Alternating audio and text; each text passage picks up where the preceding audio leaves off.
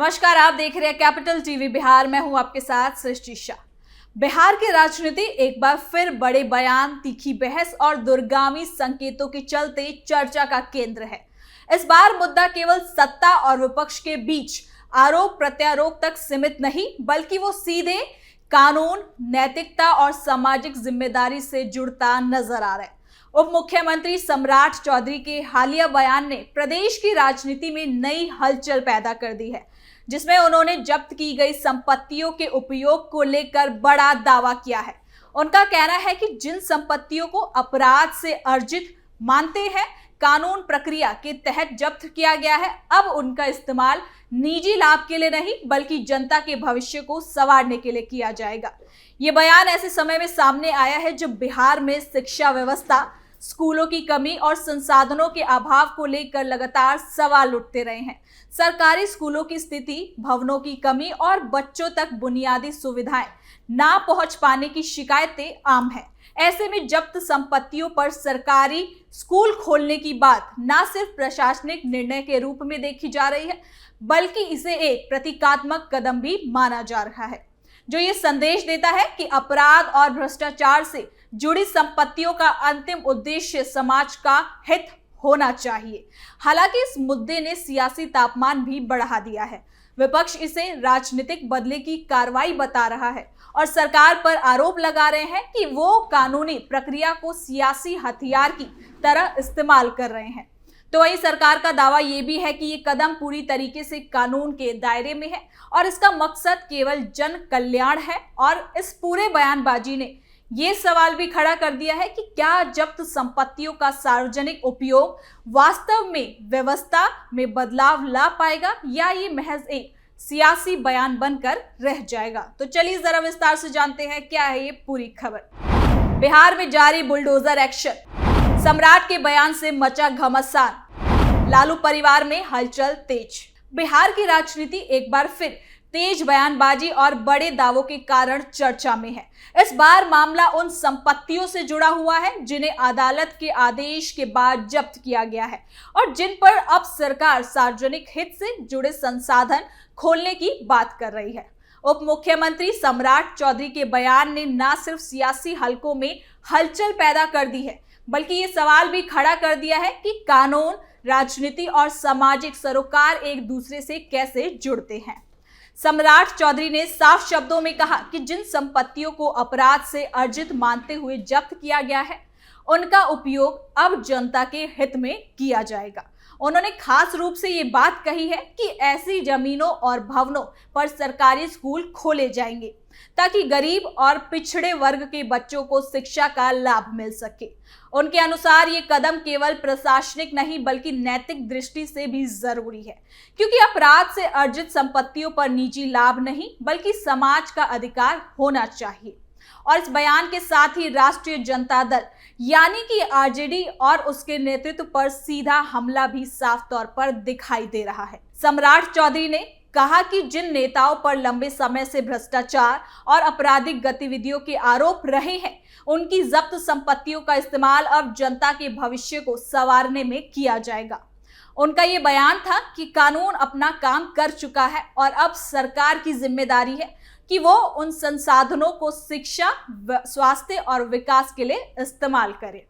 आपको बता दें कि डिप्टी सीएम ने आरजेडी प्रमुख लालू प्रसाद यादव को रजिस्टर्ड अपराधी बताया है और कहा कि वो चारा घोटाले से जुड़े करीब 950 करोड़ रुपए के मामलों में दोषी ठहराए गए हैं।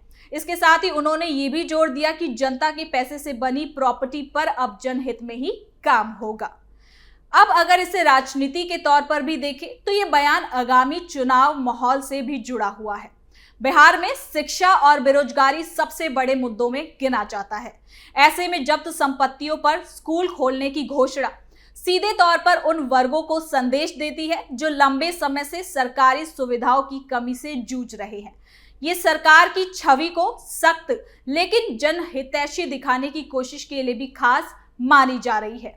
तो वहीं विपक्ष ने इस पूरे मामले पर कड़ी प्रतिक्रिया दी है। आरजेडी के नेताओं का कहना है कि ये बयान पूरी तरीके से राजनीतिक बदले की भावना से जुड़ी हुई है।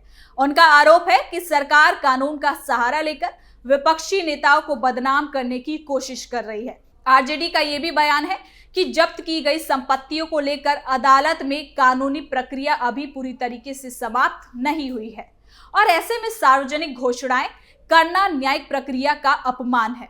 हालांकि सरकार की ओर से यह भी कहा जा रहा है कि जब अदालत ने किसी संपत्ति को जब्त करने का आदेश दे दिया है तो उसका उपयोग जन कल्याण के लिए करना पूरी तरीके से वैध और सही है। सम्राट चौधरी ने कहा कि बिहार में लाखों बच्चे आज भी बेहतर स्कूल, भवनों और सुविधाओं से वंचित हैं। अगर जब्त की गई जमीन और इमारतों पर स्कूल खुलते हैं तो इससे न केवल शिक्षा व्यवस्था मजबूत होगी बल्कि ये एक प्रतीकात्मक संदेश भी होगा कि अपराध से अर्जित संपत्ति का उपयोग समाज के हित में हो रहा है। इस मुद्दे का एक सामाजिक पहलू ये भी है कि बिहार में लंबे समय से ये बहस चलती रही है कि राजनीति में अपराधीकरण कैसा रोका जाए। जब्त संपत्तियों का सार्वजनिक उपयोग इस तरीके का एक संकेत है कि अब सिर्फ सजा ही नहीं बल्कि अपराध से जुड़े संसाधनों को भी समाज के हित में बदला जाएगा।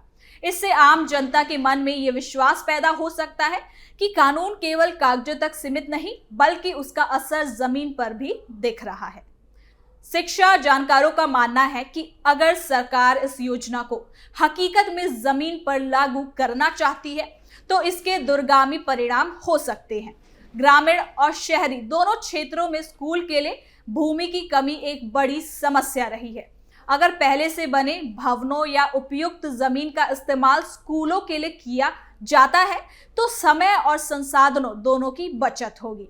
साथ ही ये भी एक सकारात्मक उदाहरण भी है कि सरकारी नीतियां किस तरह सामाजिक सुधार से जुड़ रही हैं।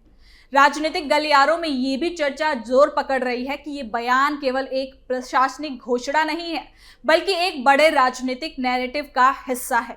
सरकार ये संदेश देना चाहती है कि वो पुराने राजनीतिक तौर तरीके से अलग है और अब जवाबदेही और पारदर्शिता पर जोर दे रही है। साथ ही आपको बता दें कि सम्राट चौधरी का आक्रामक लहजा इस बात की ओर भी इशारा करता है कि आने वाले समय में भ्रष्टाचार और आपराधिक छवि वाले नेताओं के खिलाफ बयानबाजी और ज्यादा तेज हो सकती है। साथ ही आपको बता दें कि जब्त संपत्तियों को लेकर उठी ये बहस केवल एक राजनीतिक बयान तक सीमित नहीं रह गई है बल्कि इसने बिहार की राजनीति और शासन व्यवस्था के सामने कई अहम सवाल खड़े कर दिए हैं।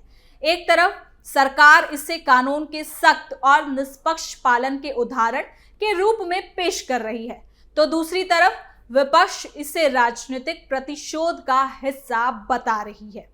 सच चाहे जो भी हो लेकिन इतना तो साफ है कि इस मुद्दे ने जनता का ध्यान सत्ता की प्राथमिकताओं और नीतियों की ओर खींचा है। अगर जब्त संपत्तियों पर वाकई में सरकारी स्कूल खुलते हैं और वहां बच्चों को बेहतर शिक्षा, सुरक्षित वातावरण और आधुनिक सुविधाएं मिलती हैं तो ये कदम सरकार के लिए एक मजबूत उपलब्धि साबित हो सकता है।